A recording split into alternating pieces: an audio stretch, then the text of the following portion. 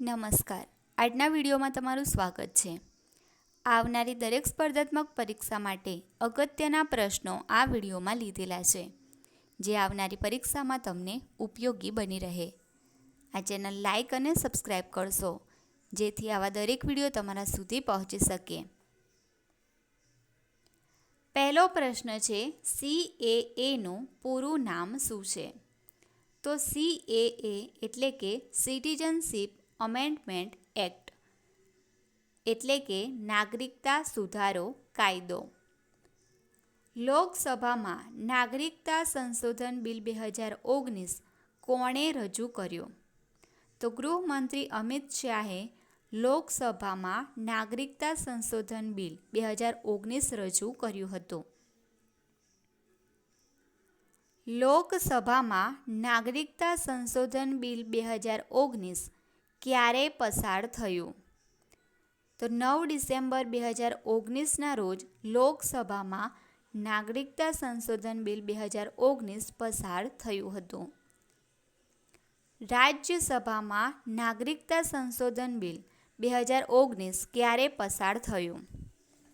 તો 11 ડિસેમ્બર 2019ના રોજ રાજ્યસભામાં નાગરિકતા સંશોધન બિલ 2019 પસાર થયું હતું. નાગરિકતા સંશોધન અધિનિયમ 2019 બંધારણના કેટલા સુધારા છે? 126. રાષ્ટ્રપતિએ નાગરિકતા સંશોધન બિલ 2019ને ક્યારે મંજૂરી આપી? તો 12 ડિસેમ્બર 2019ના રોજ રાષ્ટ્રપતિએ નાગરિકતા સંશોધન બિલ 2019ને મંજૂરી આપી હતી. નાગરિકતા સુધારો કાયદો 2019 આખા ભારતમાં તેનો અમલ ક્યારે થયો? તો 11 માર્ચ 2024થી આખા ભારતમાં નાગરિકતા સુધારા કાયદાનો અમલ શરૂ થયો છે. નાગરિકતા સંશોધન અધિનિયમ 2019 હેઠળ કયા દેશોના લઘુમતીઓને ભારતીય નાગરિકતા મળશે? તો અફઘાનિસ્તાન, બાંગ્લાદેશ અને પાકિસ્તાન. નાગરિકતા સંશોધન કાયદો 2019 કેટલા લઘુમતી સમુદાયોને નાગરિકતા આપશે?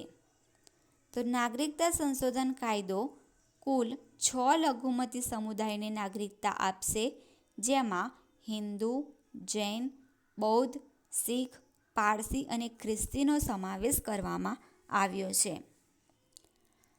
નાગરિકતા સંશોધન અધિનિયમ 2019 હેઠળ સ્થળાંતર કરનારાઓને કઈ પ્રક્રિયા દ્વારા નાગરિકતા મળશે? તો દેશીયકરણ દ્વારા. નાગરિકતા અધિનિયમ 1955માં અત્યાર સુધીમાં કેટલી વખત સુધારો કરવામાં આવ્યો છે? તો નાગરિકતા અધિનિયમ 1955માં અત્યાર સુધીમાં કુલ 6 વખત સુધારો કરવામાં આવ્યો છે. સ્થળાંતર કરનારાઓને હવે 11 વર્ષની જગ્યાએ કેટલા વર્ષ રહ્યા બાદ મળશે ભારતીય નાગરિકતા? તો સ્થળાંતર કરનારાઓને હવે 11 વર્ષની જગ્યાએ ભારતીય નાગરિકતા 5 વર્ષમાં મળશે. કયા ધર્મના લોકોને નાગરિકતા સંશોધન અધિનિયમ 2019 હેઠળ નાગરિકતા આપવામાં આવશે નહીં? ઇસ્લામ. લોકસભામાં નાગરિક સુધારા બિલ 2019ની તરફેણમાં કુલ કેટલા મત પડ્યા? તો કુલ 311 મત.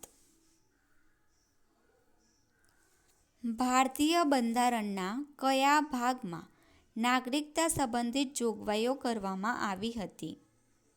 ભાગ 2માં. ભારતીય બંધારણની કઈ કલમમાં નાગરિકતા સંબંધિત જોગવાઈઓ કરવામાં આવી હતી?